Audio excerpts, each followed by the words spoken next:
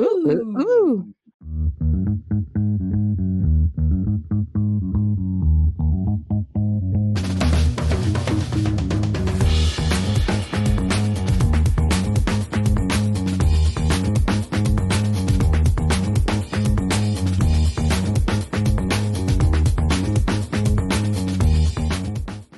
We're here. Welcome to Sorry. TBR Lowdown. They made changes in StreamYard, and I'm always perplexed with like new things. I'm like, oh, what was that? We're good. We're golden. We're recording. That's all that matters. I know that they've started doing like overlays and stuff.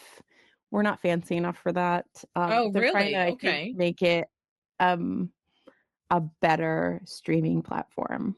They are competing with Riverside FM. And just in general, like OBS and a lot of other things. So, yeah. But anyway, what have you been reading? Well, my dear, I have been reading, and I'm just like a few pages in, but I am reading Landslide, The Unmaking of the President, 1984 to 1988 by Jane Mayer and Doyle McManus. This is part of my wanting to get down to the Iran-Contra scandal. So here we go.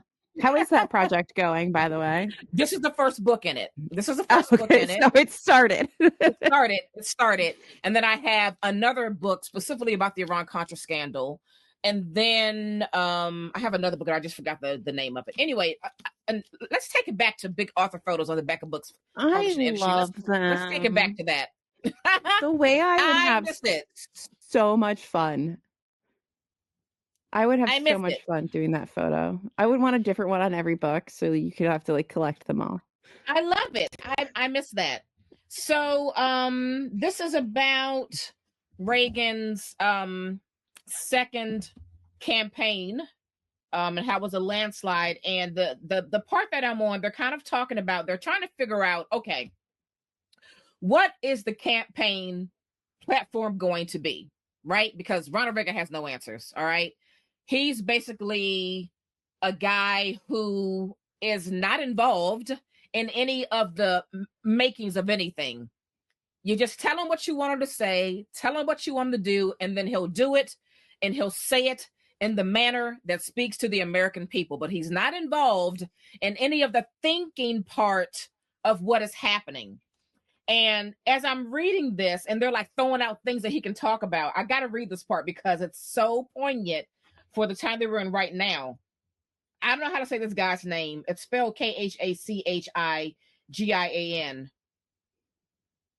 Kachigian? I don't know. Anyway, that guy added Social Security to the list of taboos. He says, cutting government spending had long been a central goal of Reagan's. He had once even suggested that Social Security ought to be voluntary. But any threat of cutbacks, there would be political poison. We should have the next person who even mentions the word fired. Then they say abortion was another unmentionable. It's one issue we ought not to talk about, said Teeter. They, meaning anti-abortion groups, know where we stand, and we've got a lot of people on the other side. It's just so funny how things change. So I'm about halfway through chapter 1, but it's just really interesting, just kind of, getting the background of what they were strategizing on to like formulate a campaign for Reagan for the second term. So yeah, I'm very excited to get into it. The writing is pretty good. It reads in somewhat of a, I don't know, like a salacious manner, like, oh, you did that. Oh, he said that. So I like how it's written. The rhythm is good. The rhythm is good. It's not boring. The rhythm gonna get you? I mean? The rhythm might get me. The rhythm is gonna, it might get me. Yeah. Bring it back, my sound machine. So yeah, I'm enjoying it so far. I'm very much looking forward to finishing this book and then moving on to the next one. But yes, this is Landslide, The Unmaking of the President, 1984 to 1988 by Jane Mayer and Doyle McManus. All right. I have a very different book. Oh, I think maybe for the people, they don't know. They're probably like, why is she reading about the Iran-Contra scandal? Because of that show Snowfall that I watched on FX 5 years ago. That's how it all started. I come to books in such a random manner at times, and this is one of those times because of Snowfall. So there it is. All right, Alyssa, what do you got? This is because our new like booktube obsession, Baby Back Books, Oh, was reading we it. love her. We love her. Come on our show, Fats. Yes, please, Fats. Come on our Let's just show. hang out. Let's just We have a want chitty you. chit chat. Come on Um, our show. I think we actually have to just ask her, not just We shout do. it out on the internet. But But okay. I want people to know how much we want her on the show. Yes, so you can go to Baby Back Books. Yes. Like I've got my Baby Back Yeah. book. Books. Anywho, so this, and I guess Netflix made this a series now. So this is the Oiko manga. This is the first one. My library only has this one. I just started it. It is essentially like, so you start in like, I don't know, olden times. I don't know what dynasty we're in. But you're in olden times in Japan. And you have this little boy goes into the woods and does something he's not supposed to. He gets like attacked by a bear, and then suddenly there's this like horrible plague that just little boys get, and they like break out in boils. They die, a lot of them, and in a little while, men become a scarcity. Okay. So like women are kind of in charge of everything. But what that means is that like having babies, having a husband, like having a man becomes like a very highly prized commodity because there aren't a lot of them. So you have to be like wealthy. So like the head lady, whose term I cannot think of right now, she has like an entire harem of men at her disposal, just beautiful young men. Okay, ma'am. So, and then I think the next one, from watching Fats, the next volume is like more current times, but there may be some like kind of fantastical element of this because I'm not sure from listening to Fats's reviews of how far she's gotten in this. If at least like one of the characters is just kind of like never aging and like kind of following along, or if it's like a family member and they all kind of have the same names, I don't know. What I started this. I need to get back into it. It's engaging so far. I'm curious to know what the Netflix show is like. But I don't know what to do if I really fall in love with it because my library only has volume 1. You're going to have to buy it. It is a long manga series. Why didn't you tell me that while I was at McKay last weekend? Because I'm sure you won't be able to find it because the manga section is hard because I don't think they have lots of things, but they don't have everything. And I think probably because this is now a series, it might be hard to find. But I guess that means we're going to be going to the comic book store every so often so I can get another one, unless my library can get in more copies. But with the way the library systems are going, if you're not watching the video, we just made big eyes at each other. Big, you know what I mean, eyes at each other. So I'm enjoying it so far. It's kind of like a nice break from some of the other more like literary, heavier, whatever books that I'm reading. So, but I just need, my problem with working 5 days a week is it's very hard for me to find time to sit down and read, especially with another human in my life. So, yeah. Everything's so different. Okay. But it's a job I can do and it pays the bills. And that's what I need. So, yeah. But anywho, what are we here for today? Well, we're going to talk about this book called Black Chalk by Christopher J. Yates. Sidebar, did you see the text I sent you that he has an upcoming book coming out anew? Okay, yeah. All right. I have another one of his books. Grist Mill Road. Yes. That we thrifted at some point.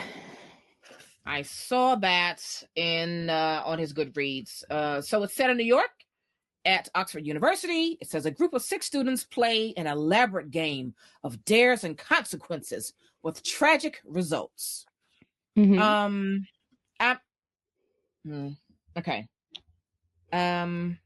What? So Naomi's making faces at me because I read this a very long time ago and she read it more recently. So I think she's looking at me like, I don't know what to say right now. I want to say that this book was just okay. Oh, okay. You're nervous about your opinions. Yeah, I did not enjoy this actually. Yeah, I thought it was a bit of a mess, actually. I just thought it was ridiculous. I don't think there was enough. Um, I don't think the stakes in this game were enough to justify like the over like this like long reaching fear that is happening with these characters, because like we are jumping between two timelines. You have this Yeah, sort of unreliable narrator in the present day, and he kind of like wakes up and he's like, oh shit, the game's still going. Like there's this premise of like the game has not ended, right? right. And then you go back in time and you're at To get the Oxford and backstory. yeah, you get the backstory, like who these people are, how the game got set up, what was the game like.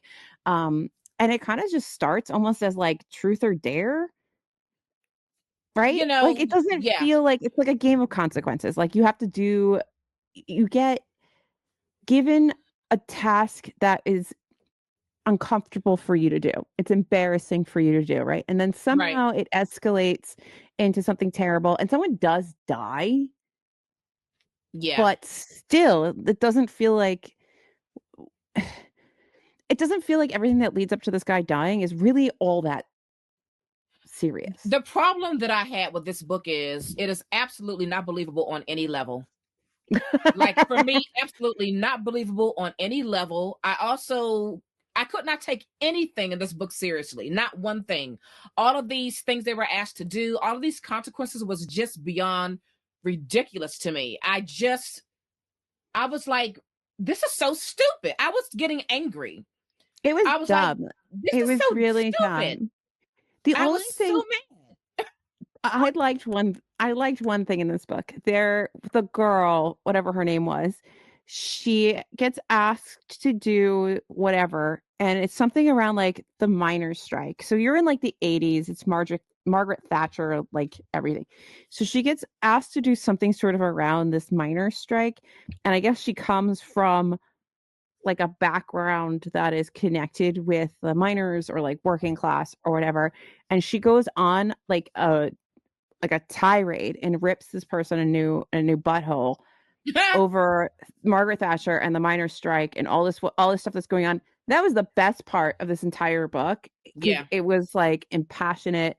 There was like a message. It was like right, he had to get this off of his chest, right? right. Um, Other than that, I don't think I cared. I did not care. And also, that's what made reading this book a total slog for me. And Yeah, because it was a total slog for me, I kept getting confused because I couldn't keep anything in my mind because I just didn't care, like at all. I was yeah. like, I cannot, usually I can find something to like connect, to like keep me in. There was nothing for me. I just could not stay in it. Oh, I'm I so could glad you not didn't stay love in it. it. I was so nervous that you were going to be like, this was wonderful. And I Oh, would be like, no, great, let's debate it. No, no. I mean, I thought like the pacing was a little bit strange. I didn't think that the dynamics of the game were enough to give like the right kind of psychological tension or to justify this, like I said, like the long reachingness of it. Like, cause like, why would you be so afraid of this game years It later after makes, you graduate? it It's like, doesn't, it didn't make didn't make any any sense. sense.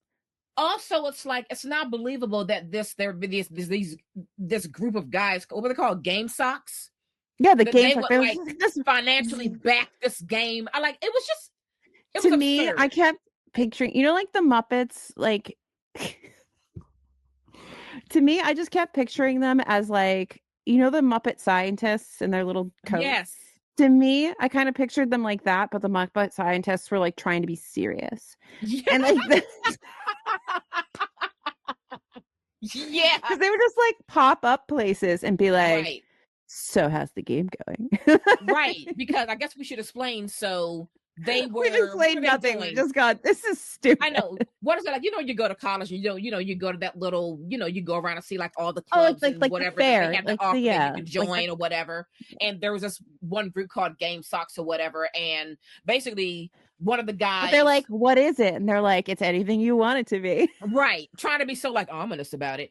And so they presented their game to these Game Socks people, and they essentially were like, we'll give you money, basically the prize money for the winner of this game. But one of the things they had to adhere to was the fact that somebody from Game Socks would basically appear or would accompany them every time they were acting out one of their what theirs or whatever, Challenges to like provide or whatever. oversight for the game or whatever, which was just again so dumb. So that was their continuous involvement. It's better. In this It's whole more thing. enjoyable if you think about them as Muppets. It absolutely is. It absolutely is. So that's how, Yates roped in the Game Socks people throughout the entire show, because they were a part to witness each time somebody in this crew were dared to do something or whatever. So I'm exhausted talking about it. That's the end of the book. I mean, I don't know how much you want to go into. What's disappointing is that I feel like we've seen this on a lot of lists for Dark Academia for a long time. Yes, and we have. It just, I don't know why. I don't know why. I don't know why either. Like when we talked about A Secret History, like while I wasn't like in love with that book, I liked it well enough, you know what I mean? And I definitely there was definitely more to that book, that you can latch onto something. And I think it was a meteor story there, and a lot of those things I could see, like these little rich a-holes doing something like that. You know what I mean? Like it spoke to something, and you could really see that playing out in the, Ivy League rich world or whatever. But what's happening in Black Chalk is just, again, it's absolutely too ridiculous for me to believe. There was nothing, there wasn't a thread of anything that was real. Not a thread. It just didn't make any sense, and it has to make some sense, because like a game of truth or dare, which is essentially what this is, does not get here. Or it could, but you have to be giving people like horrible things to do, and you're not. Like they're like doing mildly uncomfortable things in public or whatever. I can't even think of the dares that they were given because they were so not interesting. Either. But you know what else? Not interesting. The other thing that wasn't landing for me was, I just don't believe anyone at that age would do any of this stupid stuff. I just think you're too old for it. So that was something else that just felt off to me. It's like, yeah, I know, you're in college, you're still young, but like you're old enough to not do stupid stuff like that, because you're getting to a point where you don't want to put everything on the line. And I just again, I couldn't buy it. No, I couldn't buy it. I didn't have any connection to any of the characters. It was quite slow. It was. Because the current timeline stuff is so draped in mystery that like you don't even know what's happening. Like sometimes I feel like authors want things to feel mysterious, and they want to like make you unsettled by like the lack of something, but they don't do it well, and all you're doing is leaving me going, what the fuck is happening? I agree, because I could also, it felt like to me, who's the guy that the guy that opens the scene, the guy that's in the current timeline. I felt Doyle, or is it Chad? I can't remember. It's one of the two. It's Joylin. Jolyon. I don't know. I feel like he tried to make Jolyon such a... Oh, Chad. Chad's our first one. Is it Chad? Who's the one that's in his apartment, hasn't left like forever? He hasn't left in forever. That's Jolyon, right? I think so. Because he's the British one that moves to America, and Chad's the American one who goes to Britain, right? Right. Even that's like stupid. Okay, anyway, keep going. Yeah. Okay. So I felt like he was trying to make Jolyon like, I don't know, like this like deeply wounded, character, who was in this great suffering and, was just so worried about this game. And I was like, I'm not buying this grown ass man still worried about this stupid game. Because the game isn't that severe. The game is not that severe. If the game had been like, yes, somebody dies, like clearly it's not great, but they don't really Right. die because like, oh, one of the things was to jump off a building. Like Exactly. they die through like happenstance. And Right. I Right. just it Yeah. just none of it makes any sense. It didn't. It did not. I tried so hard to find something to hold on to with this story, but like every which way I turned, I was like, come on. You expect me to buy this? I just can't. It was I just messy. can't. I think It was a messy premise. it's hard when you're trying to make really something out of nothing. That's how I felt. But he wrote a hell of a lot. Yes. Yes. I'm sorry, Mr. Yates. I didn't feel this one. Now, here's the crazy thing. I wonder what his new book is like. Like, did he get better? But the thing is, like, I don't I know kind if of need to know. the writing itself, like on a line level, isn't bad. It's just the It's whole fine. setup of the premise. It doesn't work. Right. It's like he instead of somebody being like, oh, okay, I can kind of see what you're trying to do here. Let's rewrite this. It was like, no, just write through it. Just you can Right. get there. Just keep writing. Like you'll get there. And, Right. like, and Yeah. you didn't get there. Didn't get there. And I think because the game is the problem. Because the game isn't meaty enough. Exactly. There's something missing from the game, or from my understanding of the game as you're giving it to me, for all of the rest of the story to hang on it. Mm-hmm.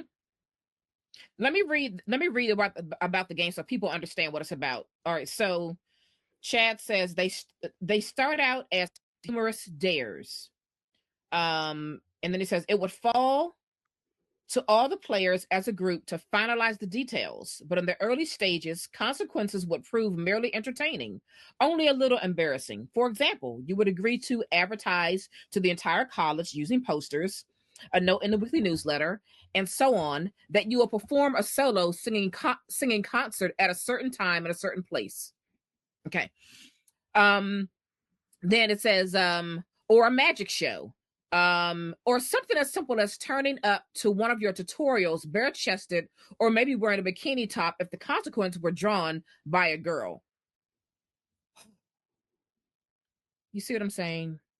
It's like not interesting. How does that become a game that haunts you into adulthood? These are like childish freshman pranks. That's how I look at that.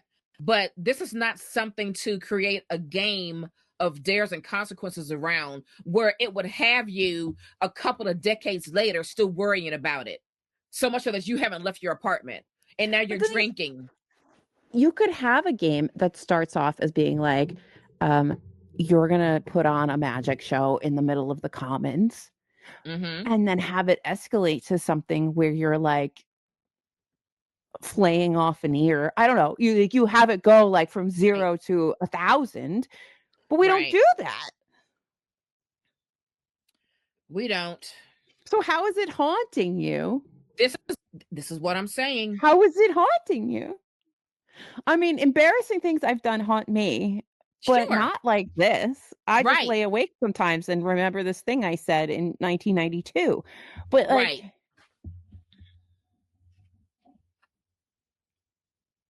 Yeah. And then they try to throw in, and then he throws in this, like, I guess a love triangle with oh Jolien yeah, and what was her name? Chad, right? Jolien, Chad, and what's her name? Was it D or Amelia? Um, because because Jolien tangled with two women in the group. Amelia first, right? And then while he was dealing with Amelia, he kind of fell for crap. What is her name? D. D. Yes. Yes. Yes. Neither of which he ends up with. Look. So look, we don't need to beat a dead horse. This book is a mess. And I'm disappointed because I really was hoping to find like a hidden sort of gem. Yes. And I Yes. think there's a reason people don't talk about this. And now I get it now. I get it now. If anyone Mm-hmm. listening has read Black Chalk, please, please, please let us know what you thought about it. I am so curious. I am so curious. Again, back to the secret history, like something so terrible happened, right? Mm-hmm. That the stakes were beyond high, right? Yeah. And so all And the things that they were doing to cover that up or to keep that a secret, like all those things made sense. And also, Donna Tartt gave those characters like a better, deeper, richer backstory. So you had a connection to all of them in some way, even if you didn't like them. She wrote out their backstory so well, there was something you could connect to or relate to or understand on some level, right? So you got the good character backstory, then you've got this really heavy thing that they all did, that they're involved in, that they're trying to escape in some kind of a way. You know what I mean? And so like it felt like a more deeper, compelling story. And I thought I was going to get something like that with this, and I did not. Yeah. And you could have this deeply psychological like undercurrent because the stakes were really high and what occurred. You understood these characters. You were worried about like the dynamics between them all because the stakes were so high. So like there was tension that you had. The tension doesn't exist in this, and it's just it's so forced on you that like, oh, it's so psychologically devastating. Yeah. Is it psychologically devastating? It wasn't. And then when we get to around maybe the middle halfway point of this book, and then we find out how Chad and Dee were kind of playing Jolyon this whole time, I was like, what is this supposed to do for me as a reader? Nothing. Is this supposed to be like that moment where we're supposed to be shocked or something? Because I'm not feeling that way at all. But I think that's how we were supposed to feel. But you never got invested in anybody, so why did you give a shit? Exactly. It's unfortunate. I don't. Yeah.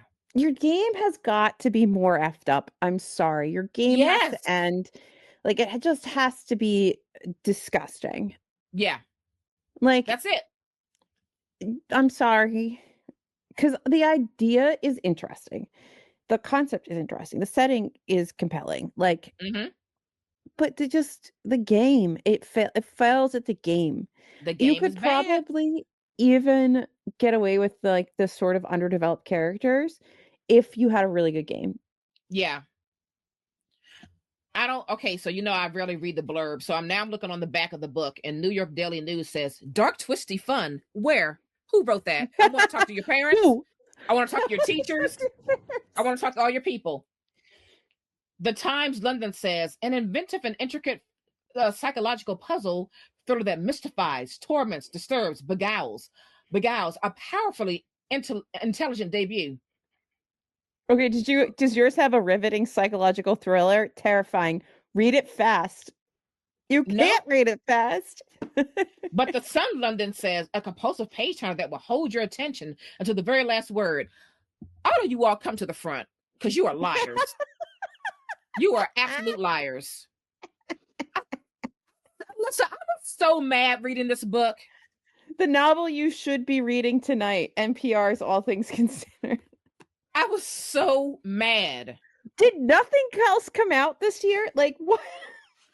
I just again, like you said, like what this could have been really something there. Is that when this came out, 2013? What were we doing in 2013? What were we doing that this is your must read? Interesting. Look, listeners, sometimes the book just does not fly. And this is one of those cases. Sorry, not sorry. If you read it and loved it, tell us why. Please. Tell us why. Tell us why. And thank you. Yeah.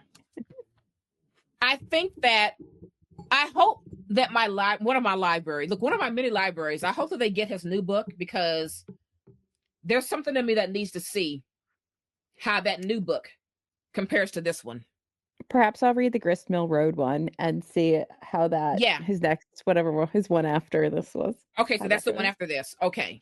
I mean, Yeah. I guess it's after that. I don't know. I mean, it's after this. I don't know if there's more in I think he between, had two but or three books already out. Just two or three. Let me look up. I can't remember. you tell me, girl. Let's see. I know nothing. So yeah, so okay, so I was nervous, right? Because I was like, oh no, does Alyssa love this book? No, I don't. Okay, yeah, he just has two books out, Black Chalk and Gristmill Road, and then he's got The Rabbit Club coming out in July. So yeah, you know what? I may request for my library to buy this if they haven't already decided to purchase it because I need to compare. That's where I am What in if my it's life with this awful? You're author. gonna waste your library's money? Somebody's gonna like it. Somebody's gonna like it. Who's publishing this? Oh, Harper. Okay. Yeah.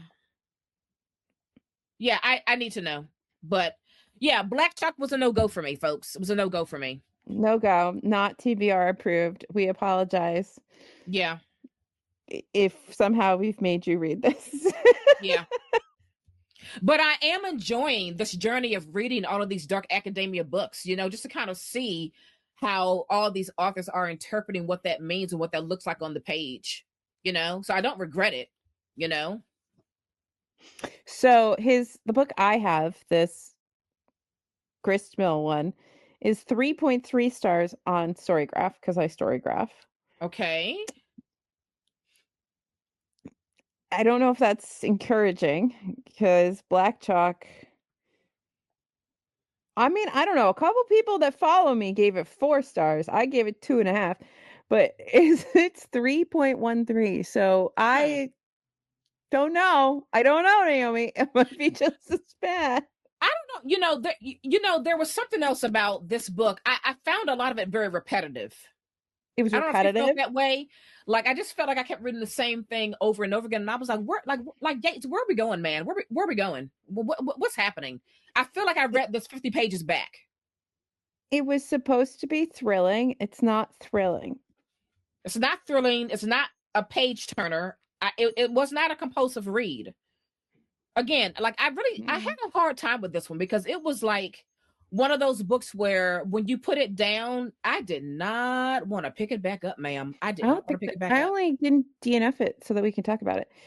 So the Gristmill Road one is a dark, twisted, and expertly plotted Rashomon style story. What the F does that mean? Oh, you don't know Rashomon? Okay, you need to watch the movie. It's like a really What's classic sort of, I think it's Japanese. The Simpsons did an episode where they talk about it because of course it. So Rashomon is I'm sorry, spell Rashomon something for me. Rashomon. So Got basically, it. it's the same Okay. story told from the different perspectives of the people who witness an event, and everybody's story is a little different. And who's telling the truth? What is truth? Like that kind of thing. Okay. So the year is Okay. 1982. The setting an Edenic, is that how you say? An Eden-like hamlet, some 90 miles north of New York City. There are among the craggy rock cliffs and glacial ponds of time-worn mountains, three friends, Patrick, Matthew, and Hannah. They're bound together by a terrible and seemingly senseless crime. 26 years later in New York City, living lives their younger selves never could have predicted, the three meet again with even more devastating results. Why does it sound like the same book? Whoa, really? Okay. I don't know. I don't know. Yikes. Okay. Okay. So that's coming. I guess I'll do that to myself at some point. But now that we've talked about this, I can put it on my Pango if anybody was just dying to read this. Yeah, this will be going to McKay to unhaul. Mhm. That's where Mhm. that's going. I do not need to keep this. Mm-mm. Um, Mm-mm. yeah. Freeing up shelf space Yep. for Yep. for all the new things I've bought. Yep. I'm got And when you come down here we have to for plan our that, by the way. book tour, I'm gonna have a lot of books to unhaul at McKay. It's gonna be wild. I actually don't, unless I do a giant unhaul before I come down. I don't have like as many as I usually do. Yeah, I may have around like 40 books, maybe 50. But I still have credit from like all the last 2 times I came to see. Right. Right. So I'll be fine. Right. All right, folks, you and please. you and I need to plan that before. Right. And remind me when I leave, I need to send you the hotels close to my place. Okay. Anyway, folks, please, if you read Plex Shock, please let us know what you thought, because we need to know. Mm-hmm. Yeah. Is it book recommendation time? It certainly is. Let's put a fork in this episode. What you got? Oh, it's done. Okay. I read Our Souls at Night by Kent Haruf. A very short book. Ooh. A very lovely book. So we are with these 2 widowed older people. Oh, I've now forgotten their names. Addie and Lewis. Yes. Mm-hmm. Addie is a widow. She lost her husband some time ago, and she has a son, and he's married, and they have a child, so she's got 1 grandson. And then Luis, his wife died a long time ago as well. His wife and Addie were not close friends, but they were friendly enough. But anyway, they've been living alone for a long time. And so one day, Addie goes to Luis, because they're neighborly, they talk. And she basically says to him, what do you think about us starting to spend the night together? We're both alone. And the hardest part about being alone is being alone at night, right? And so he's not, immediately amped up about it, because he's like, well, like, what do you mean? And she's like, I'm not talking about, sex or anything, just like sleeping together, just to have that comfort at night. And so he eventually agrees to it, and they have their first night together. And, they talk, and they're kind of finding their rhythm as, closer friends who are not going to spend, an evening together in the same bed. And what we see in this book are these 2 people who were lonely, who begin to form a deep friendship, and find a deep love for one another, and find that comfort and having that company to like wash that loneliness away at night. But then it also shows, and I love this about this book, it also shows how many times the adult children of their parents can be controlling in a way of their parents. And that is what Addie experiences in this story.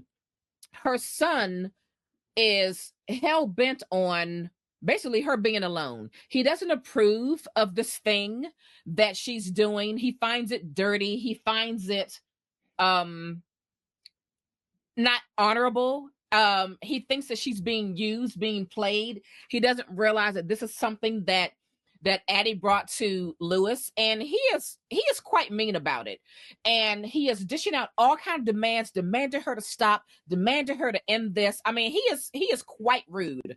And she feels compelled to listen to him as not to further disappoint him. Where Lewis, on the other hand, is trying to explain to her that he is a grown man. Okay, you have coddled him long enough. He's been a failure in a lot of senses. You have been there to pick up and rescue him from these failed, business ventures and whatnot. And you are allowed to live your own life on your terms. And so there's that tension there between Addie and her son, and between Addie's son and Lewis. And it really is a beautiful story of how people try to find love and try to find some solace within one another, while also sometimes battling the unrealistic expectations of their adult children. A very short read, but I just found it so beautiful. And it was really also nice to read a story about older people. Mm-hmm. Older people who still can love, who can still have sensual moments, and who can still be very intimate. And I just loved every minute of this small but mighty book. And that is Our Souls at Night. And I need to watch the movie because my girl Jane Fonda plays Addie, and I love her. So aww. I will eventually, watch the movie, but the book was absolutely beautiful. Check it out. Oh, that'll sound lovely. I love when you have like a cute little old man, and he's got like he's like, "Oh, my girlfriend," and they're like It was just 90, very sweet. It's just adorable. very sweet. I love it. We got to remember, like, just because you're older doesn't mean that, you don't still have desire and, love and Yeah. intimacy. Like, I think like I don't know if it's still the case, but for a very long time, the population with the fastest rate of like HIV infections was in the in elderly. the homes, right? Mm-hmm. Yeah. Mm-hmm. Mm-hmm. They were, They still get it on. yes, they do. So I have a twofer for you because it's the beginning of a septology that I love. Okay, so this is on the calculation of volume. This is book 1 and 2. Book 1 is nominated for the International Booker this year, and I'm going to try to say this lady's name. It's Solvej Balle. I can't. I definitely said the first name wrong. I listened to it like a couple times on the audiobook to try to get it in my head, and it didn't stay. But anyway, I have to go in and put in my like underlining. I did dog ear it quite a bit. This is the first 2 in a septology that's already completed. The next 2 come out in November. And this follows this lady, Tara, who is living the same day over and over again. I told you about these already. She's living the 18th of November over and over and over again. Her life kind of changes. Everybody else is on this loop, right? Like the same things will happen if she does the same things, in that day. Right. Otherwise she can like disengage and kind of like move around Europe or whatever. And you're just watching her live this day over and over again. And you start with her husband, and they have this really lovely relationship, and they're like antiquated booksellers.